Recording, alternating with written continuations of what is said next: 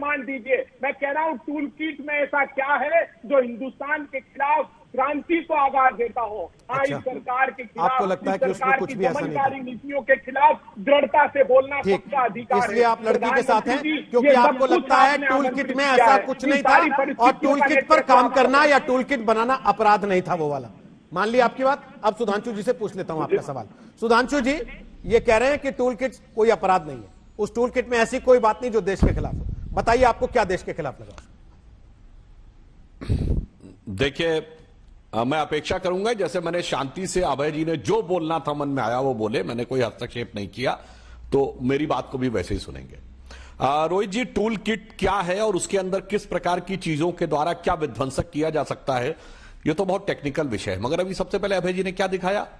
यह दिखाया कि दिशा एक पर्यावरण कार्यकर्ता है और उसके ऊपर कोई उसने पर्यावरण नीति के बारे में लिखा था और इस कारण से कार्रवाई हुई।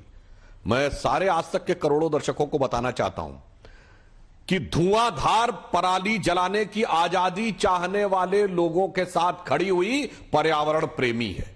देखिए कितने सुंदर सुंदर सत्य और असत्य गढ़े जा रहे हैं। आप जाके चेक कर लीजिएगा, भारत में सबसे ज्यादा केमिकल फर्टिलाइजर्स का यूज जिससे जमीन तबाह हो जाती है किस राज्य में होता है? पंजाब और हरियाणा।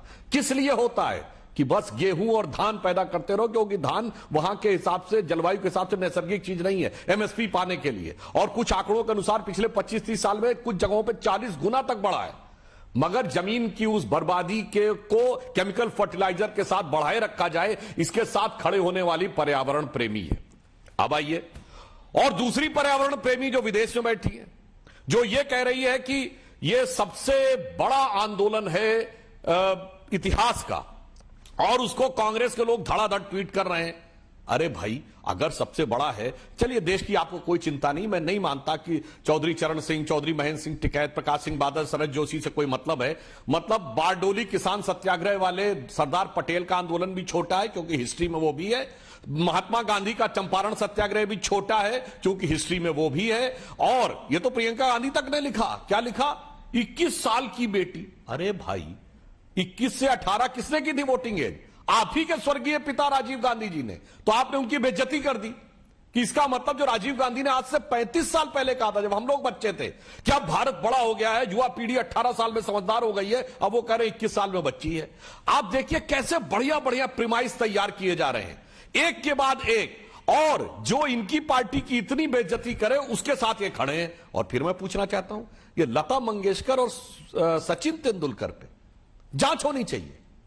मेरे विचार से इस पे तो थोड़ी शर्म आनी चाहिए कि सचिन तेंदुलकर को तो आपने भारत रत्न दिया था, खेलों में भारत रत्न नहीं मिलता है, नियम बदल के दिया था। और उसमें सबसे पहले बेइज्जती राजीव गांधी की क्योंकि राजीव गांधी खेल रत्न पुरस्कार सबसे बड़ा था। तो आपने कहा राजीव गांधी से अब बड़ा होना चाहिए। अब वही सचिन तेंदुलकर एक ट्वीट कर देते हैं तो आपकी सरकार जांच करती हो। आज ही महाराष्ट्र के गृह मंत्री आके कह रहे हैं कि ऐसे ऐसे 12 लोग आए हैं भाई। और जो विदेश से ट्वीट करे तो वो साहब बिल्कुल देश के पक्ष में है। इसलिए मैं कहना चाहता हूं, उनका सवाल वहीं का वहीं है। टूल किट में ऐसा क्या है कि उसके लिए गिरफ्तार किया जाए? उसका जवाब नहीं आया।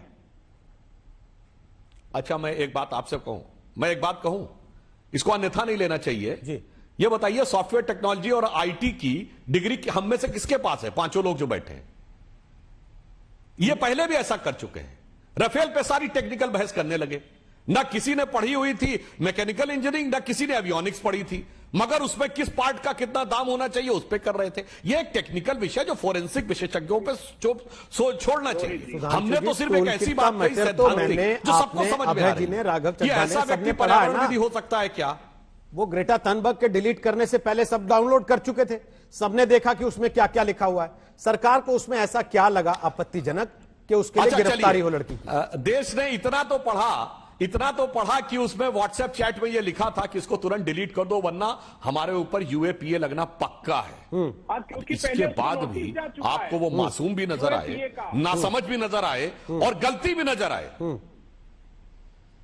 तो आपकी बुद्धि की बलिहारी है मान्यवर। और मैं फिर कहता हूं, सुनिए, आपको पता है कि देशद्रोह का कानून इन्होंने लिखा था 2019 में कि हम आते ही खत्म कर देंगे। और राजनीतिक लोगों पे देशद्रोह का कानून सबसे पहले किस सरकार ने लगाया? राजस्थान सरकार ने, अपने विधायकों और अपने मंत्रियों पे। और मैं अभय दुबे से चुनौती से कहता हूं, महाराष्ट्र में आपकी सरकार है, आप मकोका खत्म कर दीजिए। ठीक है, मकोका खत्म कर दीजिए ना। ठीक है, ठीक है, ठीक है। अभय जी थोड़ा रुकते हुए, राघव चड्ढा मकोका खत्म कर रहे हैं, थोड़ा अपने हाथ में सारे हथियार रखने हैं और अपने राजनीतिक विरोधियों के लिए अपनी पार्टी के अंदर प्रयोग करना है और फिर संभाषण हमको देना है। ठीक है। अरे साहब, राजद्रोह और राष्ट्रद्रोह में अंतर। ओके सर, अब दिक्कत यही है ना राजद्रोह और देशद्रोह की, कि सब राजनीतिक पार्टी अपने अपने हिसाब से तय करती है। खुद लगाए तो कहती है देशद्रोह कर रहा था, दूसरा लगाए तो कहती है देखो राजद्रोह को देशद्रोह बता रहे हैं। सर, आपने कितने लोगों पे लगाया इसका भी इतिहास गवाह है, आप भी जानते हैं अभय जी, इसलिए इस बहस में नहीं जाना चाहिए और इस पे बहुत बहस हो चुकी है।